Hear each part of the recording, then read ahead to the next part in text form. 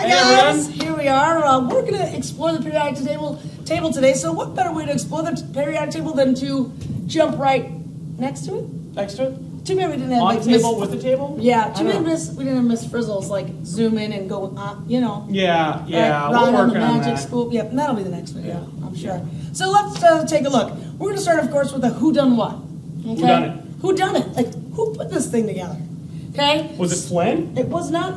Well, yeah, Flynn gets credit now, I'm sure. Yeah, that guy. Okay, so we'll go back to the 1800s, get in our time travel DeLorean. All right. Go back, and we're going to talk about this guy, De Bruyne. De Bruyne. I think that's how you awesome pronounce it, I name. guess. He looked like that. Okay, very There you go. Very studly dapper. feller in the 1800s, I'm Yes. sure. Maybe someone would call him their Bay. You don't know what that means. Yeah. Okay, we're working on it. I'm working, yeah. Okay, so anyways, he came up with this law of triads. He just kind of grouped them in groups of threes. All right? All right, okay. So he started it off like that. Then in 1865 was a guy named John Newlands. Oh, there you go, okay. Okay, again, another Ooh. dapper looking fine Digging the fellow. beard. I know. And Too his- bad. Yeah. Okay, and he started to put together a little bit differently. Okay. Okay. So he started arranging. At this time too, they knew more elements. Oh, 'Cause of okay, course, okay. as time goes on, they're picking up more elements. Gotcha. Discovering more elements. Okay. Then we come up with the man, the myth, the legend. Dmitri Mendeleev. Yes. Oh. And he's the guy that gets the credit Oh, look at that. for the periodic table. I love that guy. They call him the father. I mean, but look at him in that sweet outfit he's Man, got. plus he's like Siberian, so you know that guy was tough. Yeah. No one messed with him. No, No one picked on him. not like Dobner. No. Dobber Niner. Dublin Reiner. Dublin. So Mendeleev, what was kind of cool about him is he left openings because it was like he could predict the future, knowing that there was going to be more things to come. That's amazing. Yes. So, and then we come to the guy, Henry Moseley, who, Look at yeah, him. Look at him. he came up with the modern periodic table, the one you see behind us here today. And of course, he probably was not picked on as a child. No, he was clearly the cool kid in school. He was, definitely. So. As most of the chemists are. Yeah. So that's the who done what, how did we get where we're at today? And now we're going to take a little look at, like, why is it set up the way it is? Because it's pretty funky looking. It A is little pretty, weird. like, what the heck is this thing? Okay? So, why do you want to know this?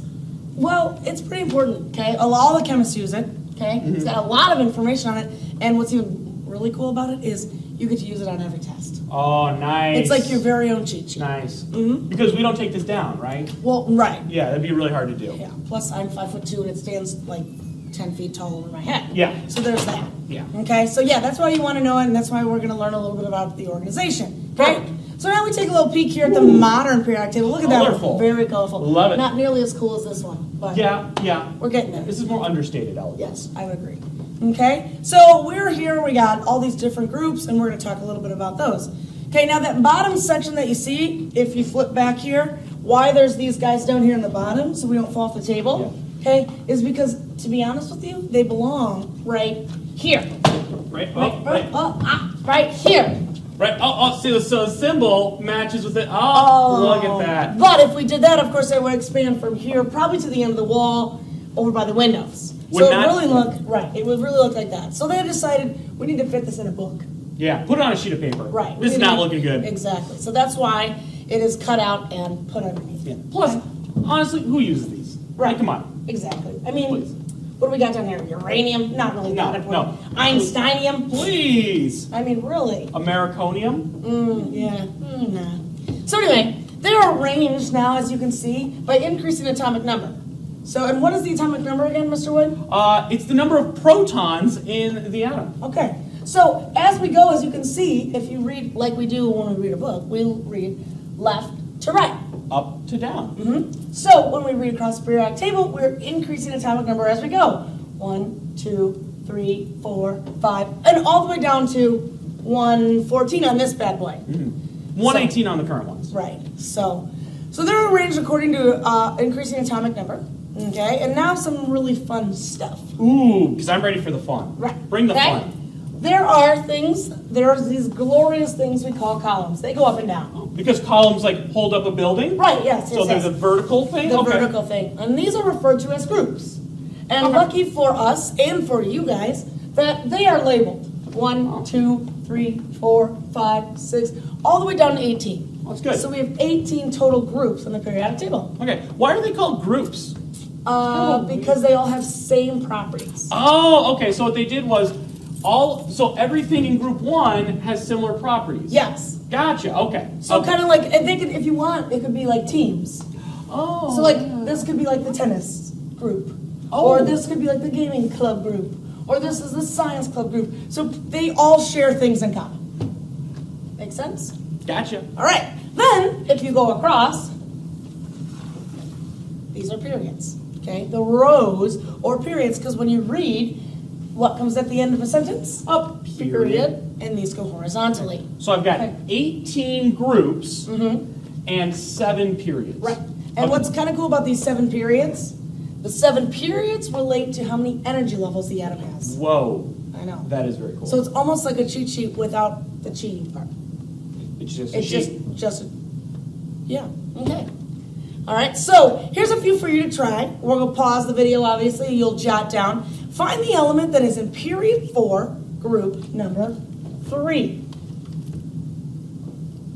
Now give this one a whirl. Ooh. Period 7, group 1. Excited. One of my favorite elements. Not my favorite, but one of them. One of them. Okay?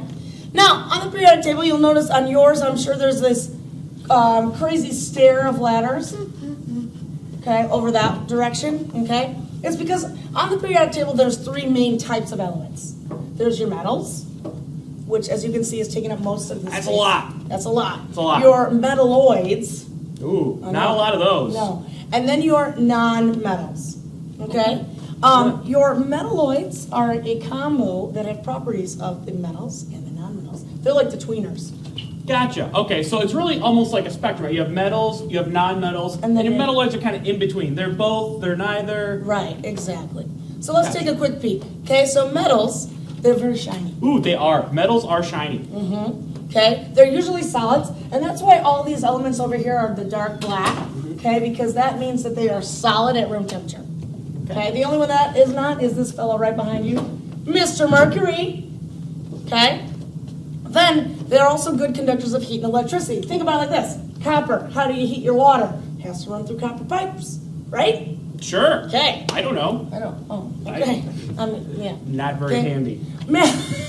They're also malleable and ductile. Do you know what malleable means? Ooh, I do. Okay. Malleable means bendable, right? Yes. Like you can bend a metal.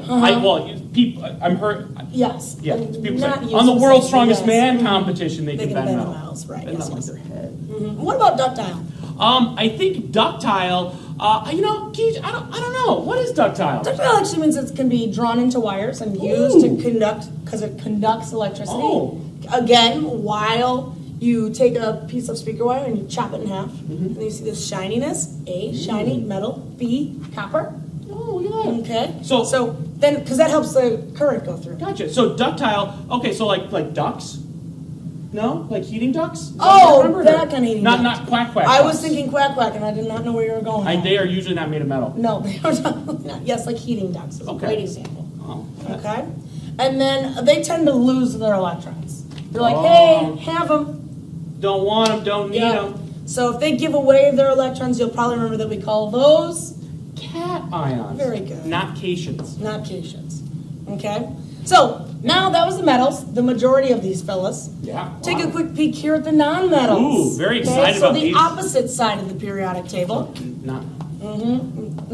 Over there. Okay? They're usually brittle and they don't. So they can Oh. easily break apart in your hand. Yeah. They're not Okay? shiny. Kind of like that chocolate chip cookie that your mom baked that was too long in the Oh, oven, and then yeah. you pick it up and it's like crumbly. Or like when I try and bend a rock, it just breaks. Yes, exactly. Okay, they're poor conductors of heat and electricity, so we do not use these in our. Yeah. So they're like insulators. Yes. Oh. Okay. Okay. They can be solid, liquid, or gas. As you can see on that side, there's black ones representing solids, blue liquids, and red that are gases. But majority of them, as you can see, are red over there. So those are the gases.